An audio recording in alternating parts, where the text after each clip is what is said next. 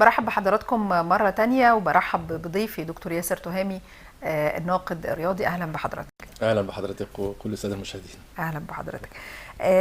يعني دخلنا في القمة، إثارة بقى. ابتدت السوشيال ميديا كلها تشتغل على ده، ابتدت البرامج تشتغل على ده، ابتدى يعني الصفحات الأهلاوية وصفحات الزملكاوية. تلاقي حالة كده جميلة، تلاقي حالة كده جميلة دخلنا فيها كده فترة، وبعد كده بنخرج منها، وهنخرج منها بعد كده على المنتخب بقى بعديها بشوية. بالظبط. لكن الإثارة والمتعة اللي موجودة في الفترة دي، رأي حضرتك فيها كان هو طبعا بسم الله الرحمن الرحيم، انا سعيد ان اكون معاك يعني بعد غياب، فطبعا دي حاجه لطيفه. الحقيقه السوشيال ميديا يعني شغاله على الاهلي والزمالك، وبعد ما خلصوا بيراميدز بقى بيراميدز والاهلي اشتغلوا على الاهلي والزمالك. الدوري السنه دي يعني انا مش عارف مين بالظبط اللي عمل كده، لكن انا شايف ان السنه دي اعلى موسم اثاره و حالة فعلا. فعلا يعني اول مره. وانا هرجع بقى السبب وهقول لك السبب بقى دلوقتي حالا.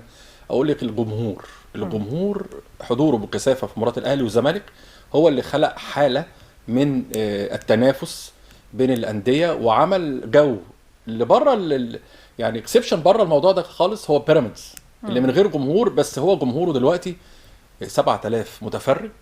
هم اولياء امور اللعيبه مراحل الناشئين كلها. يعني انا كنت رحت هناك مره في ملعب اللي هو استاد الدفاع الجوي، وعايز اشوف ايه القصه. الفريق من غير جمهور بيلعب ما شاء الله، يعني زي ما انت شفتي. حتى الاستاد بتاع الدفاع الجوي كان كله اهلي، ما عدا اللي هم 3000 او 4000 اللي كانوا موجودين، ما حضروش حتى بال 7000 اللي هم كان الساعه لجمهور بيراميدز. فلقيت اللي اولياء الامور في للعيبه اللي هو من مدرسه الكوره مثلا، واكاديميات، وفريق اللي هو 2009 و2011 و13، كل دول بيشجعوا بيراميدز دلوقتي. بيقول لهم اهلي وزمالك طبعا زي ما احنا عارفين، لكن انا ابني فين؟ انا ابني في بيراميدز، اشجع بيراميدز. فده اللوجيك يعني، ده المنطق، واي حاجه غير كده ضد المنطق. صحيح هم بيهربوا لما يلاقي الاهلي بيلعب او الزمالك بيشجعوا الاهلي او الزمالك ضد بيراميدز، وده بيحصل.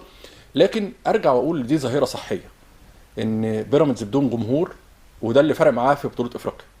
كان بيلعب بدون جمهور تقريبا، ومباريات اللي خارج ملعبه كان بيحقق فيها نتائج افضل من على ملعبه. وعلى فكره عايز اقول حاجه، ان بيراميدز في بطوله افريقيا اتظلم، كان النتيجه 0-0 وليه ضربه جزاء صحيحه الحكم لم يحتسبها امام الجيش الملكي. يعني انا كنت موجود في الملعب على فكره، ضربه جزاء صحيحه 100%، والفار استدعاه اللي هي ضربه جزاء. يعني على اي حال بيراميدز بيمثل مصر في كاس العالم اللي جاي، والاهلي عنده فرصه يلعب في كاس العالم ممثل برضو عن افريقيا. في حاجه كده لو حصلت يقدر اللي هو يعمل كده، اللي هو سان داونز اذا فاز بالبطوله فكده هيدخل الاهلي كصاحب احسن او افضل تصنيف في الانديه الافريقيه.